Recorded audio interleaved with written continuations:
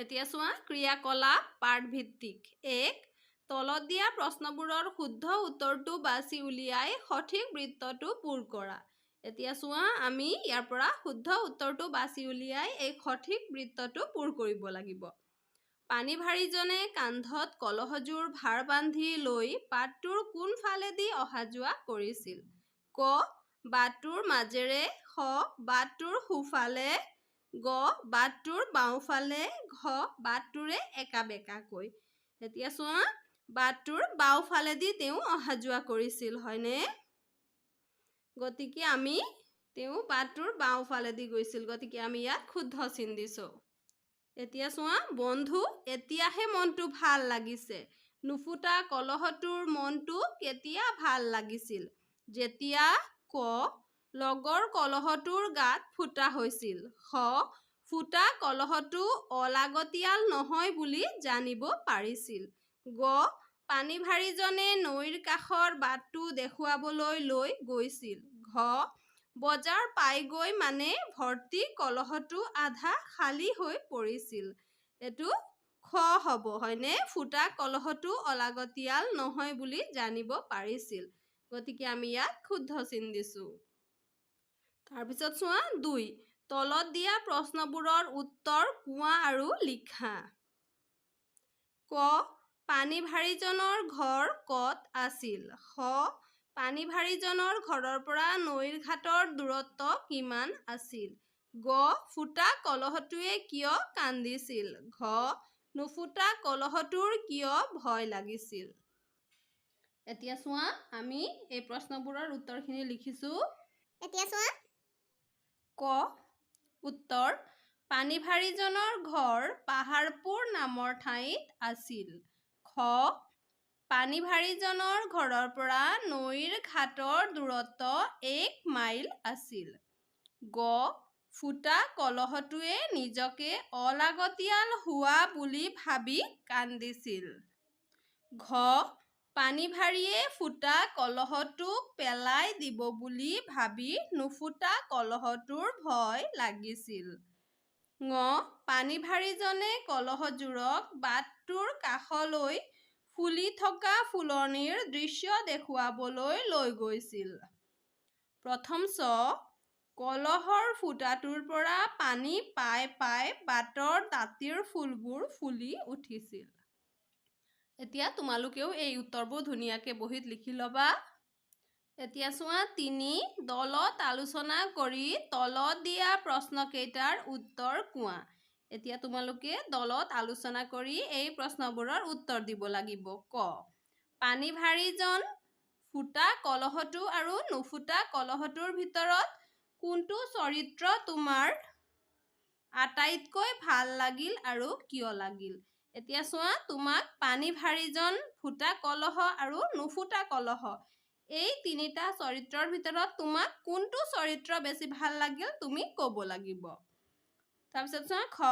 ফুটা কলহটো নুফুটা কলহটোৰ এজন ভাল বন্ধু আছিল। এই কথাকাৰ সাধুটোৰ কোনখিনি কথাৰ পৰা তুমি বুজি পালা? এতিয়া এই কথাটো তুমি কোনখিনি কথাৰ পৰা বুজি পালা সেয়া ক'ব লাগিব। এতিয়া চোৱা 4. তলত দিয়া পানীৰ টোপালৰ মাজত থকা শব্দবোৰৰ অৰ্থ কাষৰ কলহৰ পৰা বিচাৰি উলিয়াই খালী ঠাইত লিখা। এতিয়া চোৱা এই পানীৰ টোপালৰ ভিতৰত দিয়া শব্দবোৰৰ অৰ্থ এই কলহৰ ভিতৰৰ পৰা আমি বিচাৰি উলিয়াই আনি লিখিব লাগিব। এতিয়া চোৱা নিতৌ। নিতৌ মানে সদায়। তোমালোকে ইয়াত সদায় বুলি লিখিবা। আহুকাল।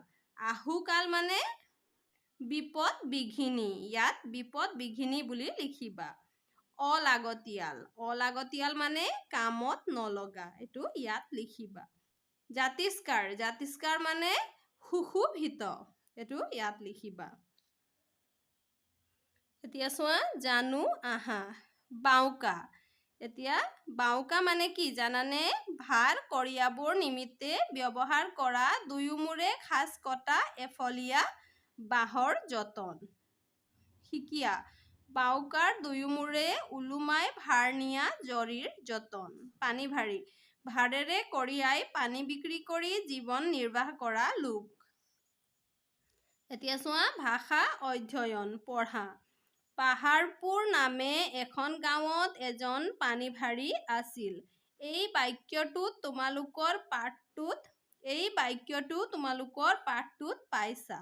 ইয়াত থকা পাহাৰপুৰ নাম এখন গাঁও এজন পানীভাৰী আৰু আছিল এই শব্দবোৰ লগ হৈ এটা সম্পূৰ্ণ অৰ্থ প্ৰকাশ কৰা এটা বাক্য গঠন কৰিছে।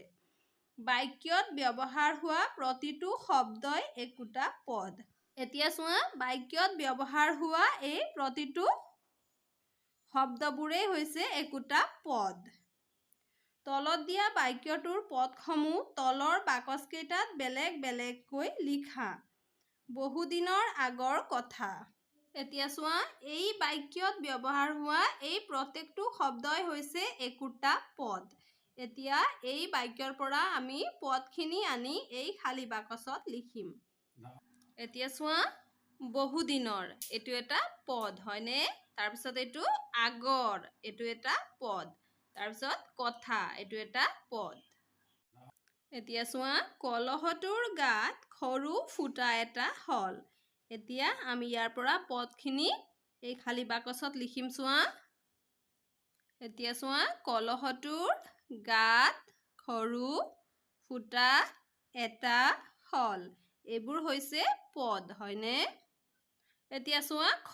তলত দিয়া বাক্য দুটাৰ পদসমূহ ওলট পালটকৈ দিয়া হৈছে। পদসমূহ সঠিক স্থানত বহুৱাই শুদ্ধ বাক্যটো খালী বাকচত লিখা। এতিয়া চোৱা ইয়াত এই বাক্যবোৰত আমাক পদসমূহ ওলট পালটকৈ দিয়া আছে। এতিয়া আমি এইবোৰ সঠিক স্থানত লিখিব লাগিব। ভাল এজন ল'ৰা ৰাম শ্ৰেণীত চতুৰ্থত তেওঁ পঢ়ে। এতিয়া আমি লিখিম। এতিয়া চোৱা ৰাম এজন ভাল ল'ৰা। তেওঁ চতুৰ্থত তাৰপিছত চোৱা তেওঁ চতুৰ্থ শ্ৰেণীত পঢ়ে। এইটো তোমালোকে লিখি ল'বা। এতিয়া চোৱা মনত পেলাও আহা। আমি আগৰ পাঠত পাই আহিছোঁ যে এটা বা এটাতকৈ বেছি আখৰ লগ লাগি কোনো অৰ্থ প্ৰকাশ কৰিলে শব্দ হয়। যেনে বন্ধু, এতিয়া, মন, ভাল, লাগ।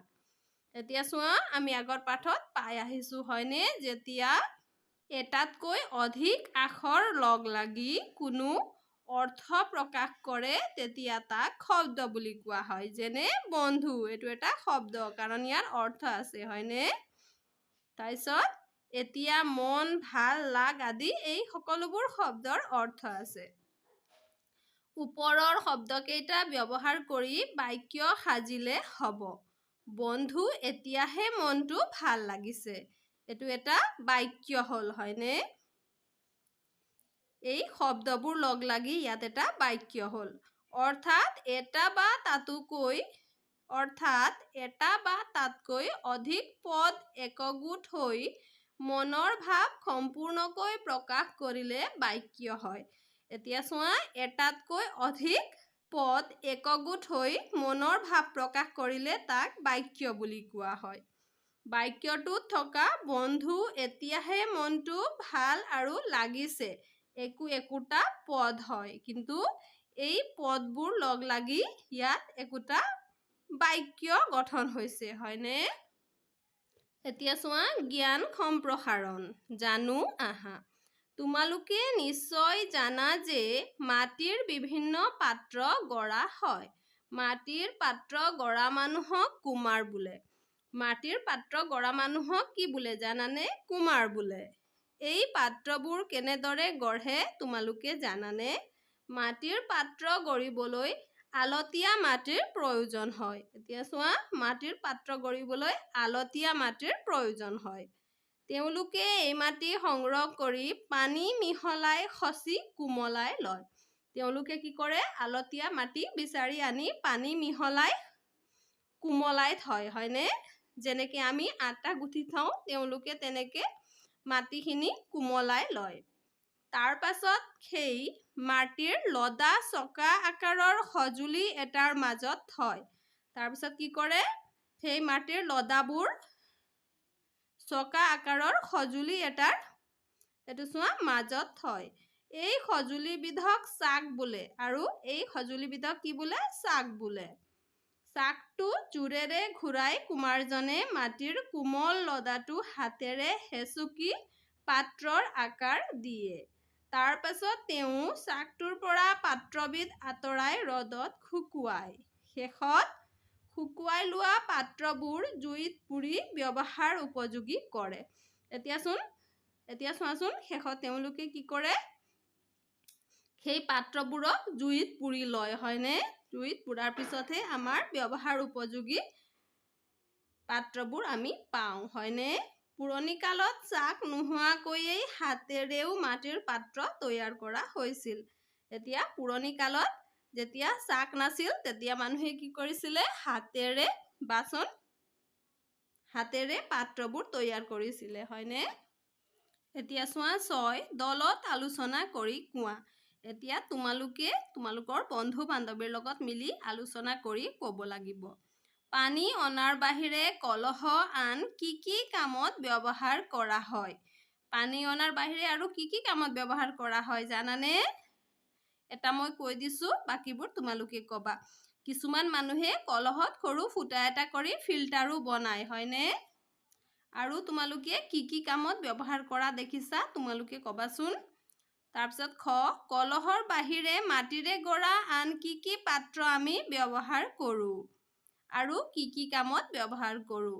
আমি কি কি পাত্ৰ ব্যৱহাৰ কৰোঁ? আমি চাকি ব্যৱহাৰ কৰোঁ, হয়নে? দৈ বনাবলৈ আমি মাটিৰ টেকেলিও ব্যৱহাৰ কৰোঁ, হয়নে? এতিয়া চোৱা, নিজক জানো আহা। 7 আমি কৰা বিভিন্ন কামে আমাৰ চৌপাশক বিভিন্ন প্ৰকাৰে সহায় কৰে। তুমি কৰা তেনে কিছুমান কামৰ বিষয়ে তলৰ তালিকাত লিখা। এতিয়া চোৱা, আমি কৰা বিভিন্ন কামে আমাৰ চৌপাশক বিভিন্ন প্ৰকাৰে সহায় কৰে, হয়নে? তুমি কৰা তেনে কিছুমান কামৰ বিষয়ে এতিয়া ইয়াত লিখিব লাগিব। এতিয়া চোৱা, ইয়াত দিয়া আছে আমাক উদাহৰণস্বৰূপে, মই প্ৰকৃতিক ভাল পাওঁ, সেয়েহে মই অনাহকত গছৰ ডাল-পাত নিছিঙো। এতিয়া চোৱা, মই লিখিছোঁ, তোমালোকে নিজৰ মতেও লিখিব পাৰা। মই মোৰ গাঁওখনক ভাল পাওঁ বাবে জাবৰ-জোথৰ য'তে ত'তে নেপেলাই ডাষ্টবিনত পেলাওঁ। এতিয়া চোৱা 8 তোমাৰ চৌপাশে থকা কি কি বস্তু তোমাৰ বেছি ভাল লাগে আৰু কিয় ভাল লাগে লিখা। এতিয়া এইটো তোমালোকে নিজেই লিখিব লাগিব। তোমাৰ চৌপাশে থকা কি কি বস্তু তোমাক ভাল লাগে? ফুল, গছ-গছনি, ফুল, চৰাই-চিৰিকটি আদি তোমাৰ চৌপাশত কি কি আছে আৰু তোমাক কি কি ভাল লাগে সেয়া তুমি লিখি বিদ্যালয়ত ছাৰ বাইদেউক দেখুৱাবা। এতিয়া চোৱা 9 তলত দিয়া ছবিখন চোৱা আৰু তাত দেখা কথাখিনি বৰ্ণনা কৰি এটা দফা লিখা। এতিয়া চোৱা, আমি তলত ছবি এটা দেখিছোঁ, হয়নে? এতিয়া এই ছবিখন চাই আমি ইয়াত দেখা কথাবোৰ বৰ্ণনা কৰি দফা এটা লিখিব লাগিব। এইটো মই কৈ দিছোঁ, তোমালোকে লিখি ল'বা। এই ছবিখনত আমি চৰাইক ভাল পোৱা দুজন শিশুক দেখিছোঁ, হয়নে? আৰু তেওঁলোকে কি কৰিছে? চৰাইৰ বহিবৰ বাবে ধুনীয়া এটা বাঁহ সাজি দিছে। আৰু চৰাইক খাবৰ বাবে খাদ্য আৰু সময়মতে পানীও দিছে, হয়নে? এইটো তোমালোকে ধুনীয়াকৈ লিখি ল'বা আৰু বিদ্যালয়ত ছাৰ বাইদেউক দেখুৱাবা। তোমালোকে তোমালোকৰ মতে লিখিব পাৰা। এতিয়া চোৱা 10 তলত দিয়া ছবিকেইখন মনোযোগেৰে চোৱা। এতিয়া চোৱা, আমি ইয়াত দেখিছোঁ কাপ এটা ভাঙি গৈছে, হয়নে? তাৰপিছত চোৱা, সেই ভঙা কাপটোক ইয়াত ডিজাইন বনোৱা হৈছে, হয়নে? ৰং কৰি ডিজাইন বনোৱা হৈছে। তাৰপিছত আমি 3 নম্বৰৰ ছবিত দেখিছোঁ সেই ডিজাইন কৰা কাপটোত মাটি দিয়া হৈছে, হয়নে? তাৰপিছত চোৱা, আমি ইয়াত দেখিছোঁ সেই মাটিত আকৌ সৰু গছ পুলি এটা ৰোৱা হৈছে। তাৰপিছত আমি দেখিছোঁ সেইটো সজাই ৰখা হৈছে ধুনীয়াকৈ, হয়নে? এতিয়া তোমালোকৰ ঘৰত থকা পেলনীয়া সামগ্ৰীৰ সহায়ত এনেদৰে এটা ফুলৰ টাব সাজিবলৈ চেষ্টা কৰা। এতিয়া তোমালোকৰ ঘৰতো এনেকুৱা পেলনীয়া সামগ্ৰীবোৰ আছে চাগে, হয়নে? সেইবোৰ ব্যৱহাৰ কৰি তোমালোকেও এটা ধুনীয়া ফুলৰ টাব সাজিব পাৰা। আৰু চোৱা 11 বজাৰত আজিকালি বিভিন্ন ধৰণৰ ক্লে পোৱা যায়। তোমালোকে ক্লে বা মাটি ব্যৱহাৰ কৰি নিজে ভাল পোৱা একোটাকৈ ফল সাজি শিক্ষক-শিক্ষয়িত্ৰীক দেখুৱাবা। এতিয়া চোৱা বজাৰত বিভিন্ন ধৰণৰ ক্লে পোৱা যায় হয়নে? ক্লে মানে মাটিৰ দৰে খেলিবলৈ বস্তু এটা থাকে। তোমালোকে সেই ক্লে বা মাটি ব্যৱহাৰ কৰি তোমালোকে নিজেই ভাল পোৱা ফল এটা মাটিৰে তৈয়াৰ কৰি বিদ্যালয়ত শিক্ষক-শিক্ষয়িত্ৰীক দেখুৱাবা। মৰমৰ ছাত্ৰ-ছাত্ৰীসকল, আমাৰ আজিৰ ভিডিঅ'ত আমি ইমানেই কৰিছোঁ। আমাৰ পৰৱৰ্তী ভিডিঅ'ত আমি পাঠ নম্বৰ 3 আলোচনা কৰিম। তোমালোকে মনোযোগেৰে পঢ়া-শুনা কৰিবা। আজিলৈ ধন্যবাদ।